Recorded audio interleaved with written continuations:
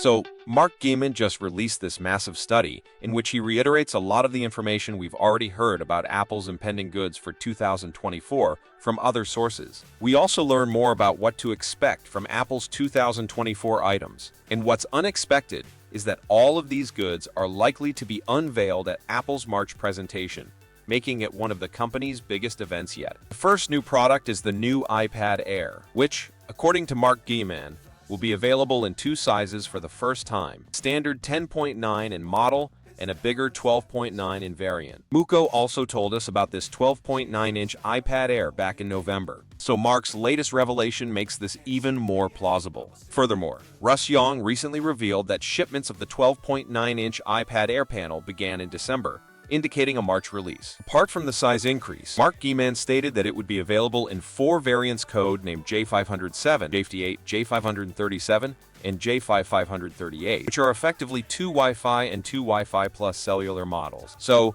no shocks here, as Apple has been doing for a few years now, which means that if you acquire a 12.9-inch iPad with cellular now, you'll be able to get one for substantially less, as an iPad Pro would cost at least $1,300. In terms of price, how much would this 12.9-inch iPad Air cost? There was no mention of price in Mark G's report, save from a short reference that customers looking for a large screen iPad will now be able to get one for several $100s less. Currently, the 10.9-inch iPad Air costs $600, while the 12.9-inch iPad Pro costs $1,100.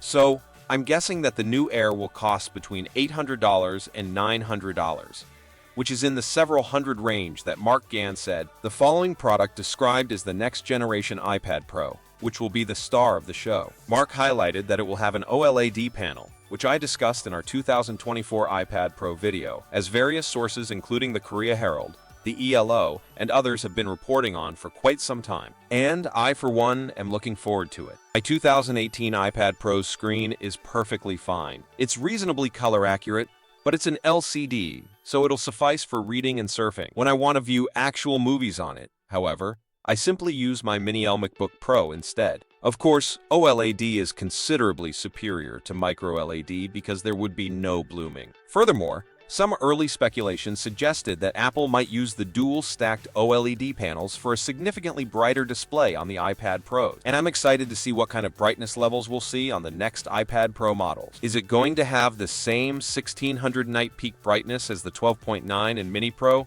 or something even brighter? Another modification mentioned by Mark Gman is a new design. He wasn't precise about what this would look like, but I'm glad to finally get some news on this revised design, as Mark was the first to report Apple considering revamping the iPad Pro with glass back in 2021. But no one else has spoken anything about it since. I'm guessing they'll round up the frame to make it more like the body of a MacBook Air. And, as much as I'd like to see a dynamic island like in our design, I don't think we'll see anything like that in this iteration. Mark also believes that the upcoming iPad Pro will include the M3 chip, which is a no-brainer given that we already have the M2. In terms of the GPU, we saw some really good gains on the MacBook Pro with the M3 processor. As a result, you will be able to play newer and larger games. Finally, Mark repeated the increased price point that we've been hearing about from a variety of sources, apart from the highest ST model exceeding $2,000.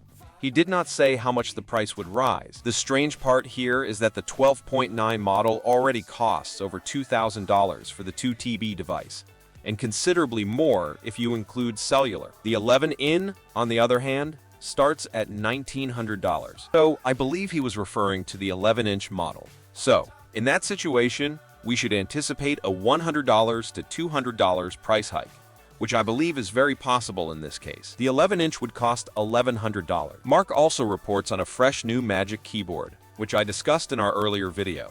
Essentially, the keyboard will feature a stronger aluminum frame that will make the iPad look more like a MacBook when the keyboard is attached. We do know that the aluminum treatment will only be applied to the body of the keyboard and not the top portion, which will continue to be comprised of fabric and silicone, as doing so would make the top portion too heavy and cause the iPad Pro to fall over. This does remind me of the bridge keyboard that I was using for a bit on my iPad Pro. What's more, Mark reveals in his most par email that this new keyboard will be exclusive to the upcoming iPad Pro and will not work at all on the iPad Air. This indicates that Apple is either relocating the smart connector on the iPad Pro or making larger alterations such as shifting the camera modules or changing the form of the body entirely. The most startling aspect of support comes when it comes to the Apple Pencil. I predicted one of our prior videos. I believe that the new iPad Pro will include a third-generation Apple Pencil. 3. Apple has filed a patent application that allows the Apple Pencil to sample colors from the actual world. 4. In September, leaker Boo reported that Apple was working on an Apple Pencil 3 with interchangeable magnetic tips. The MacBook Air is the last new product that is expected to be updated. So, both the 15-inch and 13-inch models will receive the M3 chip, which was a foregone conclusion. What's interesting is that all of these devices are coming early next year, implying that Apple may hold a large March event at which they will also likely announce the Vision Pro, which Apple has claimed will be available in early 2024. That is what I'm looking forward to the most. But, as I previously stated, if the design and display are as significant as the reports indicate, I may consider purchasing the 12.9-inch iPad Air or perhaps a new iPad Pro. But, yes, I'd like to hear your ideas on Apple's possible big March event. I'll see you all in the next one.